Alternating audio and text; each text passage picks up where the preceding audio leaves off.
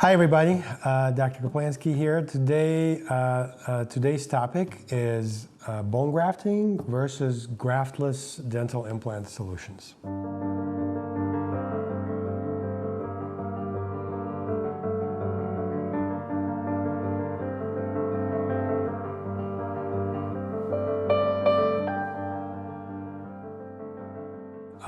So what's bone grafting? Why would someone need bone grafting? A lot of times when teeth have been missing for a long time in the mouth, your bone starts to shrink away. So the bone volume reduces in size. All by itself, it's really just purely a cosmetic problem. So over time, your face is going to shrink. Your face is going to change if there's missing teeth. But where it becomes a medical or dental issue or medical or dental problem is when we have to go back and replace the teeth. So if we have enough bone in there, we can place dental implants and we can anchor them in the jaw and make everything look beautiful and very functional. But if there's not enough bone, what do we do? What do we do if the patient been missing teeth for a decade or decades sometimes, and they come back and they've been wearing dentures, for example, for 20 years, and there's no bone left anymore. So it's all gone. Their denture falls out, they can't chew, when they eat it hurts, when they open their mouth to yawn, the denture falls out, it's embarrassing, they can't function. They're seeking a solution, they come to me and we look in there and we do a 3D scan, we do a CAT scan, and we see how much bone they have. So we look at how much bone they have, where that bone is, in order for us to place dental implants and replace their missing teeth permanently. So bone grafting, traditionally for probably the last 20 years or so, have been one of the ways that we could help in dentistry. So the person comes in, they're missing bone, we can go in there, graft some bone, and there's different ways to do that, and I can discuss that briefly too. So add some bone in there, and then come back later and place the implants into that newly regenerated bone. Now, what are the ways to graft bone? There's different materials that are used to graft bone. Autogenous bone, where the bone is taken from the patient. It either is taken from another part in the mouth, somewhere where the bone is, say, less needed, or it could be taken from tibia, or it could be taken from an iliac crest, or there's, other sources of bone. So that's autogenous bone. The second type of grafting is allograft. Allograft comes from a donor of the same species, meaning that it's usually a donated bone, donor bone. So it comes from cadaver. It's perfectly safe. It goes through multiple layers of processing. They eliminate all the proteins from that, all the disease-causing bacteria or viruses. And then that bone can be grafted, and it acts as a scaffold so that your body then grows your own bone in its place. As it dissolves away the graft, your own bone gets built in there and eventually fills that space. Then there's two other types of graft. One is called Xena graft.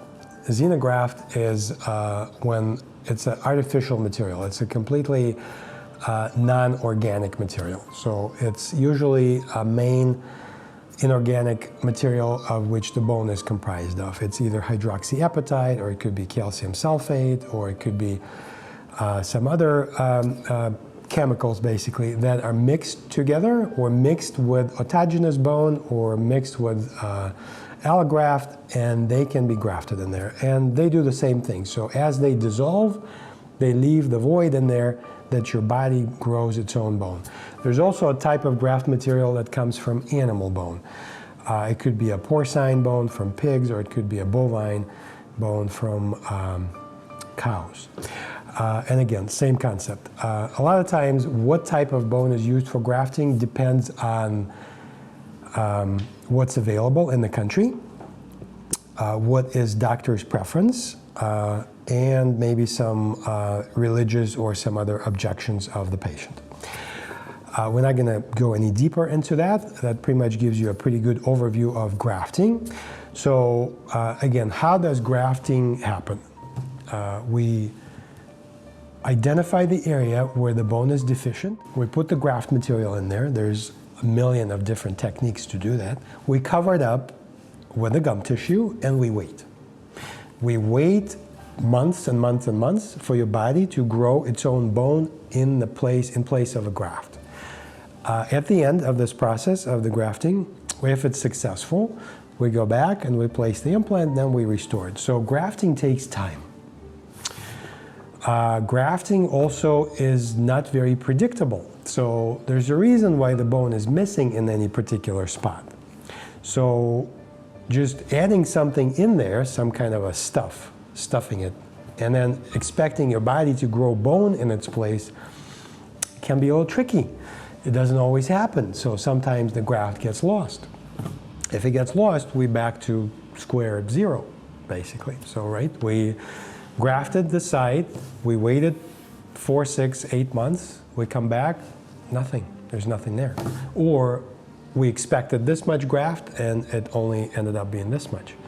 And it may be still not enough to place an implant. So grafting is a little bit of a tricky thing.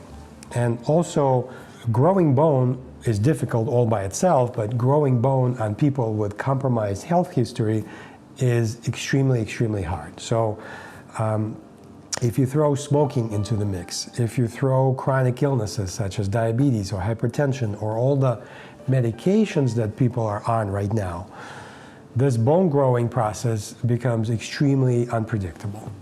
That's why we started looking at other solutions. So graft-less solutions is what we kind of look into more and more nowadays, and what we use more and more. So the concept is, instead of trying to grow bone where there is no bone, we go and we find places where there is bone, where there still is bone, and we use those areas to anchor dental implants and then later restore the missing teeth. We are one of the very few offices, not just in Buffalo, not just in Western New York, not just in New York State, but probably in the United States, that offer what's called zygomatic implants. Zygomatic implants are implants that are anchored in the cheekbone, or zygoma. So when the person is missing all the teeth, say in the upper arch, and they've been wearing a denture, or partial, for years, and they beat all that bone away. So by eating on the denture, on the partial, you put all that pressure on the bone that leads to bone loss. It leads to accelerated bone loss.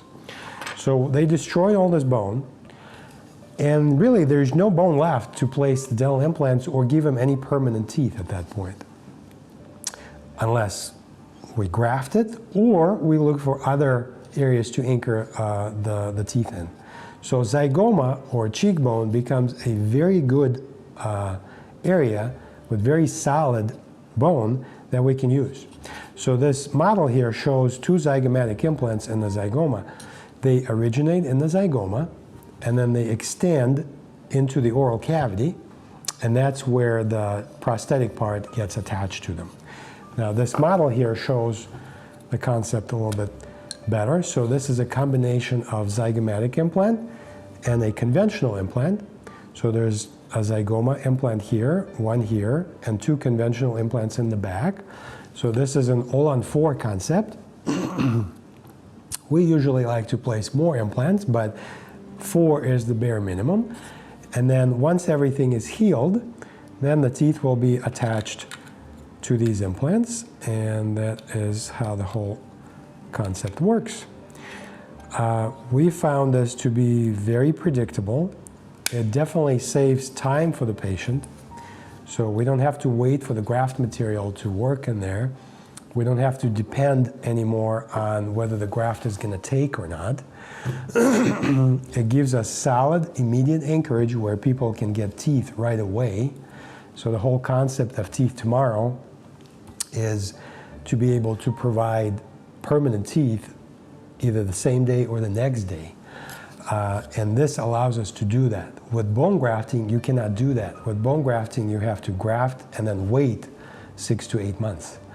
And then you don't know if that's going to take or not. So zygomatic implants is a fantastic solution. It's a graftless solution. It allows us to anchor teeth permanently, immediately, and it works really, really well. So that concludes our today's presentation on graftless solution versus bone grafting. Hey everybody, thanks for watching us today. It was great fun presenting different options to you. Again, my name is Dr. Kaplansky. If you're looking for a solution for missing teeth, whether it's a single tooth or a full arch of teeth or a full mouth of teeth, we are here to help. Give us a call. My practice is in Gasport. The number is 716-772-7500. And thanks again for watching.